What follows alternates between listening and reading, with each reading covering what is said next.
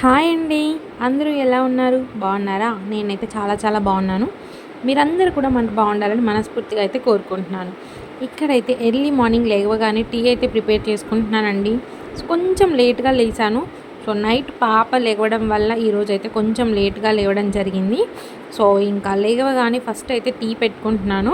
మా మామయ్య అయితే టిఫిన్ చేసేసారండి. ఇంకా నేను, మా అత్తయ్య, మా హస్బెండ్ అయితే పెండింగ్ ఉన్నాము. సో, నేను టీ పెట్టుకొని తాగిన తర్వాత అయితే తిందామని చెప్పేసి అన్నారు. సో, దానికి అయితే ఇంకా నేను ఇక్కడ టీ పౌడర్ అయితే వేసేసుకున్నాను అండ్ షుగర్ కూడా వేసేసుకుంటున్నాను. సో, నేను డైరెక్ట్ పాలతో అయితే టీ అయితే పెట్టుకుంటున్నానండి. ఒక్కొక్కసారి మూడ్ బాలేనప్పుడు గానీ, లేజీగా ఉన్నప్పుడు గానీ ఇలా చేసుకుంటాననమాట. సో, అందుకే ఇక్కడ మీకు చూపిస్తూ చట్నీ కూడా కింద పడిపోయింది.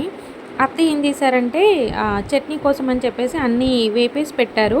ఇంకా నేనైతే దాన్ని మిక్సీ వేసేసాను. మంచిగా మెత్తగా అయితే రుబ్బుకున్నాను. తర్వాత ఇంకా దాన్నైతే ఒక దాంట్లోకైతే తీసేసుకొని కొంచెం లిక్విడ్ లాగా అయితే చేసుకుంటున్నాను. లూజ్‌గా అయితే చేసుకుంటున్నాను చట్నీని. సో, నేను ఎక్కువ అయితే మంచిగా లూజ్‌గా ఉంటేనే తింటాను. మా హస్బెండ్ కూడా అలా తింటారు. అత్తయ్య, మామయ్య వాళ్ళు కూడా అలానే తింటారు. సో, కొంచెం లూజ్‌గా అయితే చేసుకుంటాను. ఇంకా దాంట్లోకి సాల్ట్ కూడా యాడ్ చేసి టేస్ట్ ఎలా ఉందా అని చెప్పేసి అయితే చూస్తున్నాను. ఇంకా పక్కనైతే దోసల పెనం మీద చక్కగా పెట్టేశానండి. వేడవుతుంది. సో, నేనైతే టీ తాగేసానండి. టీ తాగిన తర్వాత ఈ పనైతే చేస్తున్నాను. ఇంకా పెనం హీట్ అయితే ఏంటంటే దోస వేయంగానే చక్కగా వస్తుంది. ఒకవేళ మనం పెనం పెట్టగానే వేస్తే ఏంటంటే ఆ దోస వైట్ కలర్‌లోగానే ఎంత కాలినా కానీ అది వైట్‌లానే ఉంటుందనమాట. సో, అందుకే అక్కడ మంచిగా దోస పెనం అయితే మంచిగా వేడి చేసుకుంటున్నాను. ఇక్కడైతే దోసలు వేయడం స్టార్ట్ చేశానండి. పెనం చక్కగా హీట్ అయింది. ఆలోపైతే మా వారు వచ్చి ఆనియన్ అయితే కట్ చేస్తున్నారనమాట. సో, ఆనియన్ మా వారు చిన్నగా బాగా కట్ చేస్తారు. ఇంకా ఎప్పుడైనా కానీ ఆనియన్స్ తను కట్ చేస్తూ ఉంటారనమాట ఇలా దోసల్లోకి. చూసారు కదా! ఇక్కడైతే చక్కగా కట్ చేశారు. తను ఏంటంటే దోసల్లో వేసుకోడు. మనం నార్మల్‌గా దోసలో ఆనియన్స్ వేసుకొని తింటాం కదా! సో, అలా అయితే తను తినడండి. నార్మల్‌గా దోసలు వేసిన తర్వాత పక్కన పెడితే తింటారనమాట. నంచుకుంటారు. చట్నీ నంచుకునేటప్పుడు ఆనియన్స్ కూడా నంచుకుంటారు. సో, తనకైతే అలా తనకి ఒక 2, 3 ప్లెయిన్ దోసలైతే వేసిచ్చాను. నాకేమో ఆనియన్ దోస అయితే వేసుకుంటున్నాను. ఆనియన్స్ వచ్చేసి నార్మల్‌గా దోస వేసిన తర్వాత వేసేసుకొని కొంచెం అయితే ఆయిల్ వేసుకున్నాను ఇక్కడ. సో, అలా అయితే నేనైతే ఆనియన్స్ వేసుకొని తింటాను. మా వారైతే అలా తింటారనమాట. సో, తనకి ఫస్ట్ వేసి ఇచ్చేసాను. తర్వాత నేనైతే వేసుకుంటున్నాను. అలా అయితే చక్కగా దోసలన్నీ వేసుకున్నాను. మా అత్తయ్య వాళ్ళ ఇంట్లో ఏంటంటే దోసల పిండి కానీ, ఇడ్లీ పిండి కానీ ఎప్పుడూ అవైలబుల్‌గా ఉంటుందండి. ఎందుకంటే మనకి ముందే తెలిసిపోతుంది కదా ఎప్పుడు అయిపోతుంది అని చెప్పేసి. సో, మేము ముందుగానే రుబ్బేసి పెట్టుకుంటామనమాట. ఇక్కడ చూసారా చక్కగా మా అత్తయ్య అయితే ఒక చిన్న బౌల్ దాంట్లో అయితే ఆయిల్ వేసుకున్నారు. సో, దోసలు వేసేటప్పుడు బాగుంటుంది కదా వేయడానికి అని చెప్పేసి బాగుంది కదా. సో, మీకు చూపించేద్దామని అయితే చూపించాను ఇక్కడ. ఇక్కడైతే చక్కగా మా టిఫిన్‌లన్నీ దోసలైతే వేసుకొని వచ్చాము. ఇంకా చక్కగా నేను, అత్తయ్య, మా హస్బెండ్ చక్కగా టిఫిన్ అయితే చేసుకుంటున్నాము. పాపం మా హస్బెండ్‌కి అయితే వర్క్ ఉంది కదా! తను అటు ఇటు తిరుక్కుంటూ అయితే తింటున్నాడు. ప్రశాంతంగా అయితే తినట్లేదు. వర్క్ ఫ్రమ్ హోమ్ ఉంటే అంతేనండి. మనకు ఒక పర్టికులర్ టైంకి బ్రేక్ ఉండదు. బ్రేక్ అనుకునే టైంలోకి ఏదో ఒక కాల్ వస్తూ ఉంటుందన్నమాట. సో, ఆఫీస్ అయితే పర్టికులర్ టైమింగ్స్ ఉంటాయి. వర్క్ ఫ్రమ్ హోమ్ ఏంటంటే ఎంటైర్ మనం ల్యాప్టాప్ ముందే కూర్చుంటూ ఉండాలి. సో, మనం తినడము, తాగడము అన్నీ ఆ ల్యాప్టాప్ ముందే అవుతాయన్నమాట. సో, తను అలా ల్యాప్టాప్ పట్టుకొని తిరుగుతూ అయితే ఉన్నాడు. ఇంకా నేను, మా అత్తయ్య అయితే ఇక్కడ టిఫిన్ చేస్తున్నాం చక్కగా. సో, మా అత్తయ్య వాళ్ళు ఏంటంటే మార్నింగ్ లెగవగానే చక్కగా పూజ అయితే చేసుకుంటారండి. ఇక్కడ చూసారు కదా ఎంత చక్కగా పూజ అయితే చేసుకున్నారో. వీటినైతే యెల్లో బెల్ ప్లాంట్స్ అంటారంట. సో, మాకైతే చెట్టు ఉందండి. నా లాస్ట్ వీడియోలో కూడా మీ అందరితో అయితే నేను చూపించాను చెట్టుని. సో, ఎన్ని పూలు పూస్తాయో అసలుకి. ఇంకా ఇవే కాకుండా ఇంకా చాలా పూలు ఉన్నాయన్నమాట. సో, చక్కగా డైలీ మా అత్తయ్య, మా మావయ్య వాళ్ళైతే చక్కగా పూలతో డైలీ పూజ చేసుకుంటారు. ఇక్కడైతే ఈ 2 శారీసెస్ వచ్చేసి నేను అత్తయ్య వాళ్ళ ఇంటికి వచ్చే ముందు మా మమ్మీ నాకు స్టిచ్ చేసి ఇచ్చారనమాట. బ్లౌజెస్. సో, ఇక్కడ బ్లూ కలర్ శారీ వచ్చేసి నా సీమంతంకి పెట్టారు. ఎవరు పెట్టారో నాకు కరెక్ట్‌గా అయితే గుర్తులేదు. సో, అదైతే నార్మల్‌గానే కుట్టించుకున్నాను.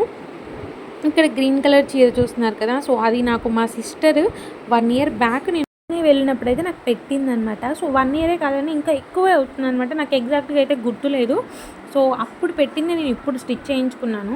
నేను మా అక్క ఎప్పుడు పెట్టుకున్నా కానీ తను నాకు పెట్టినా, నేను తనకి పెట్టినా కానీ ఇలా మెత్తగా ఉండే చీరలైతే పెట్టుకుంటామండి. ఎందుకంటే మా ఇద్దరికీ మెత్తగా ఉంటేనే కంఫర్టబుల్‌గా ఉంటుంది. సో మా ఇద్దరికీ ఒకరి గురించి ఒకరికి బాగా తెలుసు కాబట్టి మేము ఇలా మెత్తటి చీరలైతే పెట్టుకుంటాము.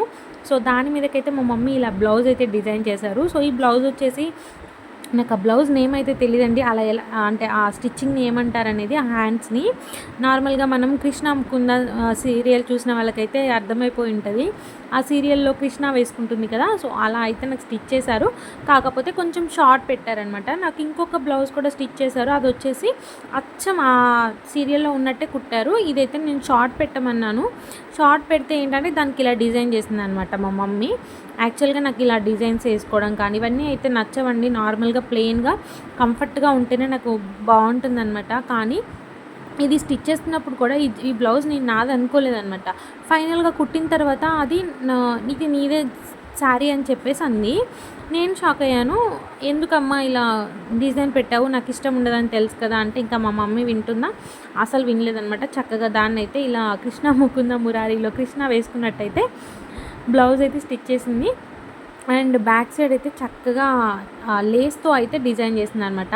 మాకు మ్యాక్సిమం మేము ఇప్పటిదాకా కూడా బయట ఎక్కడ కూడా ఒక్క బ్లౌజ్ కూడా కుట్టించుకోలేదండి. మహా కుట్టించుకుంటే మాత్రం 1, 2 తప్పించి మేము ప్రతీది కూడా మాకు మా మమ్మీయే స్టిచ్ చేస్తారనమాట. సో అలా నాకు మా మమ్మీ చక్కగా స్టిచ్ చేసి అయితే పంపించింది. ఇక్కడైతే లంచ్ చేసేసి ఫ్రెష్ అప్ అయిపోయి ఇంకా డీమార్ట్‌కి అయితే స్టార్ట్ అయ్యాము. సో మేమైతే ఒక 4 ఐటమ్స్ తీసుకుందామని అయితే డీమార్ట్‌కి వెళ్తున్నాము. బట్ చూడాలి ఆ 4 కాస్త ఇంకెక్కువ అవుతాయో లేకపోతే తక్కువ అవుతాయో కూడా చూడాలి.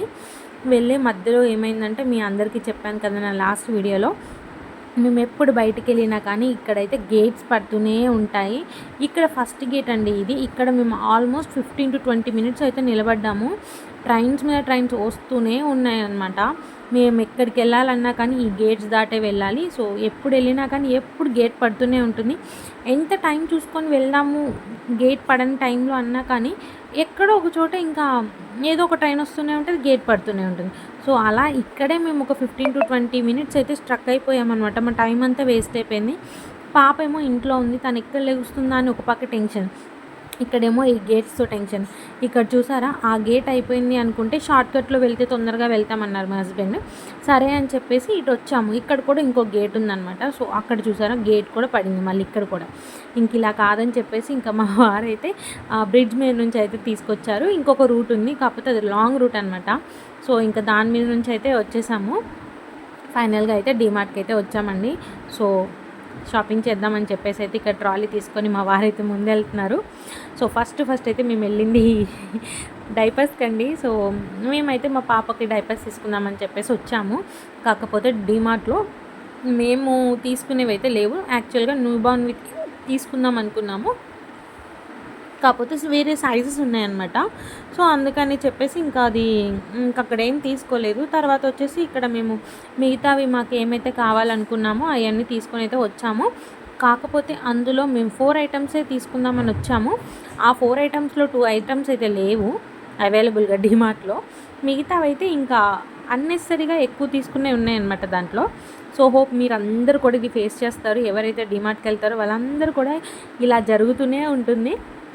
1000 రూపీస్ మనం బిల్ చేద్దాం అనుకుంటే అది 2,000-3,000 దాకా వెళ్ళిపోతుంది అనమాట. సో ఫైనల్గా మా డీమార్ట్ షాపింగ్ అయితే కంప్లీట్ అయిపోయిందండి. సో ఇది వచ్చేసి గుడివాడలో డీమార్ట్ అనమాట. ఇంకా మా అత్తయ్య వాళ్ళది గుడివాడ అని మీ అందరికీ తెలిసిందే కదా. సో మంచిగా సోలార్తో అయితే ఇప్పుడు ఎక్కడ డీమార్ట్ చూసినా కానీ సోలార్తో అయితే పార్కింగ్ చేస్తున్నారు కదా. ఇంకా షాపింగ్ అయిపోగానే వెళ్తూ దారిలో అయితే పానీపూరి తిందామని అయితే ఆగానండి. ఉంటే ఆ వాటర్ ఉంటుంది కదా చింతపండు వాటర్, అది ఎందుకో ఎక్కువ తినాలనిపించట్లేదు అనమాట. సో అందుకే ఇంకా ఇక్కడ దహీపూరి ఆర్డర్ చేసుకున్నా. నాకు దహీపూరి అంటే చాలా ఇష్టం అండి. అందుకే మ్యాక్సిమం ఎక్కడికి వెళ్ళినా కానీ ఫస్ట్ దహీపూరియే తింటాను. కానీ ఇక్కడ ఉందండి దహీపూరి అసలు ఎంత బాగుందంటే, అంటే ఇక్కడ వేశాడు కదా, ఇక్కడ మీకు బ్లాక్ లాగా కనిపిస్తుంది కదా, ఆ స్వీట్ అనేది డిఫరెంట్గా ఉందన్నమాట. సో తింటుంటే చాలా బాగుంది అసలుకి. నేను ఎప్పుడైతే ఇలా తినలేదు. గుడివాడలో ఎవరైనా ఉంటే మాత్రం ఫ్యామిలీ రెస్టారెంట్ దగ్గర ఒకటి ఇలా ఉంటుందన్నమాట ఫాస్ట్ ఫుడ్ లాగా. చాలా బాగుందండి, ట్రై చేయండి. ఇంకా మా వారైతే బఠానీ చాట్ అయితే ఆర్డర్ చేశారు. అది కూడా చాలా అంటే చాలా బాగుంది నిజంగా. ఇప్పుడు దాకా గుడివాడలో నాకు ఎక్కడ సాటిస్ఫై అవ్వలేదండి ఇలా పానీపూరి కానీ దహీపూరి కానీ ఏవైనా. బట్ ఫస్ట్ టైం నేను ఇక్కడైతే చాలా చాలా సాటిస్ఫై అయ్యాను. మీరు కూడా తినేసేయండి. ఇంకేంటంటే ఇంకా ఈ వీడియో అయితే ఇంతేనండి. సో ఇలా ఈవినింగ్ ఇక్కడితో అయితే ఎండ్ చేస్తున్నా. నెక్స్ట్ వీడియోతో అయితే మీ ముందుకు వచ్చేస్తా. Thank you so much for watching this video. Bye అండి, బాయ్.